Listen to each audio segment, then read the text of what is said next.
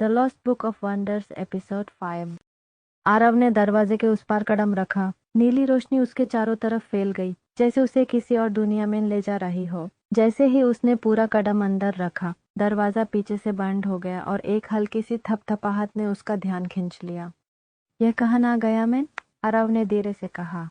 उसके सामने एक लंबी गीली सुरंग थी जिसमें चट्टानों के बीच से पानी टपक रहा था।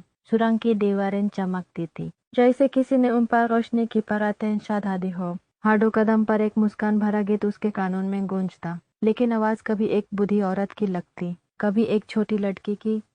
आरव ने सीधे चलना शुरू किया। हर कदम के साथ उसका विश्वास बढ़ता गया। तभी उसने देखा, एक तरफ एक छोटी सी झलकी थी, जैसे किसी तस्वीर की परछाई। उसने देखा एक छोटी लड़की एक पेड़ के नीचे बैठी रो रही थी और उसके पास एक किताब थी, वही लॉस्ट बुक ऑफ वंडर्स। ये तो मैं हूं, आरव ने हैरानी से कहा। चितकी की आवाज गूंजी। ये तुम्हारी एक याद है आरव, जो यादें हम भूल जाते हैं वो इस गुफा में जीवित हो जाती हैं। आरव ने आंखों से आंसू पोंछे और आगे बढ़ने लगा। उसका दिल अब और गहरी समझ से भर गया था। सुरंग के अंतिम छोर पर एक और दरवाजा था, लेकिन इस बार यह दरवाजा पत्थरों का नहीं, संगीत का बना था। जब आरव ने उसे छोड़ना चाहा, तो उसे एक आवाज सुनाई दी। अपनी यादों का सुर छेदो, तभी दरवाजा खुलेगा। आरव ने आंखें बंद की और दिल से सोचा, उसने बचपन में अपनी माँ के साथ एक लोरी गुनगुनाई थी। उसने वही सुर धीरे से गुनगुनाया। चंद तारे सब सो गए हैं, सपनों में हम खो गए हैं। दरवाजा धीरे धीरे खुल गया।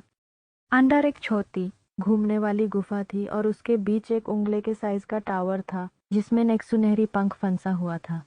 चिटकी उड़कर उस पंख के पास पहुंची। ये पंख रहनुमा है। हर सांकत के बाद एक पंख मिलेगा, और जब सारे पंख मिल जाएंगे, तभी लॉस्ट बुक का असली राज खुलेगा। वाह!